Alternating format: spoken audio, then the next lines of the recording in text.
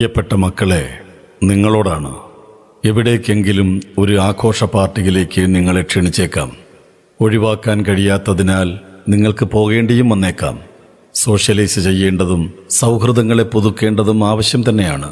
എന്നാൽ എവിടെ, ഏതുതരം പാർട്ടിക്കാണ് നിങ്ങൾ പോകുന്നത് എന്ന ഉത്തമ ബോധ്യം നിങ്ങൾക്കുണ്ടായിരിക്കണം.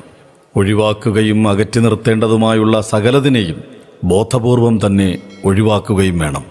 LSD, MDMA, കഞ്ചാവ്, ഹെറോയിൻ, മാജിക് മഷ്റൂം എന്നിങ്ങനെ പല സാധനങ്ങൾ വിലസുന്ന പാർട്ടികളുണ്ടാവാം. അവ ടാബ്ലറ്റ്, ഇഞ്ചക്ഷൻ, പൗഡർ, പുകയ്ക്കൽ, പിന്നീട് വായിൽ വെച്ചൊട്ടിക്കുന്ന സ്റ്റാമ്പ് രൂപത്തിലും ഇവയൊക്കെ സുലഭമാണ്. ഇനി പാർട്ടിയിൽ പങ്കെടുത്തു കഴിഞ്ഞു എന്നിരിക്കട്ടെ, സൗഹൃദത്തിൻ്റെ സമ്മർദ്ദം നിങ്ങളിലേക്ക് വരും. ഇതൊന്ന് വലിച്ചു നോക്കൂ, ഇതൊന്ന് കുത്തിവെച്ച് നോക്കടാ, ഇതൊന്ന് കഴിച്ചു നോക്ക് എന്നൊക്കെയുള്ള സമ്മർദ്ദങ്ങൾ. നിങ്ങൾ ഉപയോഗിക്കാൻ തയ്യാറല്ലെങ്കിൽ അമ്മയെ പേടിയാണോ, അച്ഛനെ പേടിയാണോടാ, നീ ആണാണോടാ എന്നിങ്ങനെ നാണം കെടുത്താൻ ശ്രമിക്കുന്ന സമ്മർദ്ദങ്ങളും നിങ്ങളിലേക്ക് വരാം.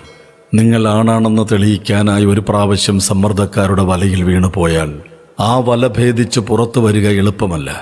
വലയിൽ വീണു കഴിഞ്ഞാൽ യഥാർത്ഥത്തിൽ നിങ്ങളുടെ ആണത്വം ഇവിടെ നിന്ന് ക്രമേണ നഷ്ടപ്പെടാൻ തുടങ്ങുകയാണ്.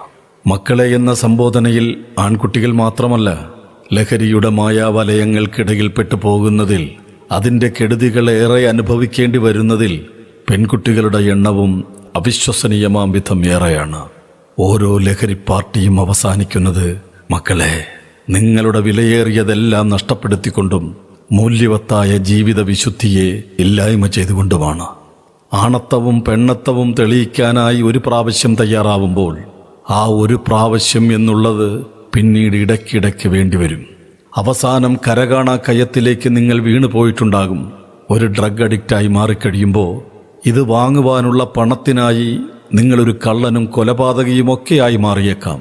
അതുകൊണ്ട് ആ ഒരു പ്രാവശ്യം എന്ന സന്ദർഭം നിങ്ങളിലുണ്ടാവരുത്. നിങ്ങളുടെ ഡ്രഗ് അഡിക്ഷനാൽ നിങ്ങളുടെ വീട്ടുകാരായ അച്ഛനും അമ്മയും പെങ്ങളുമൊക്കെ നിങ്ങൾ കാരണം കടുത്ത മാനസിക കഷ്ടതകളിലേക്ക് മാറ്റിമറിക്കപ്പെടും.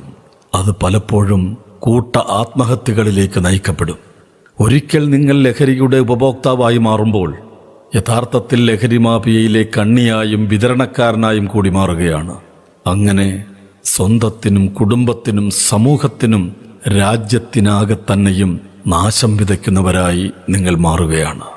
ഒരിക്കൽ നിങ്ങൾ നർക്കോട്ടിക്സ് കൺട്രോൾ ബ്യൂറോയുടെ കയ്യിൽപ്പെട്ട് കഴിഞ്ഞാൽ ഓർക്കണം, നിങ്ങളുടെ അച്ഛൻ ഷാറൂഖ് ഖാൻ ആയിരിക്കില്ല, അമ്മ ഗൗരിയുമായിരിക്കില്ല, അവരെ ആശ്വസിപ്പിക്കാൻ സൽമാൻ ഖാനും വരില്ല.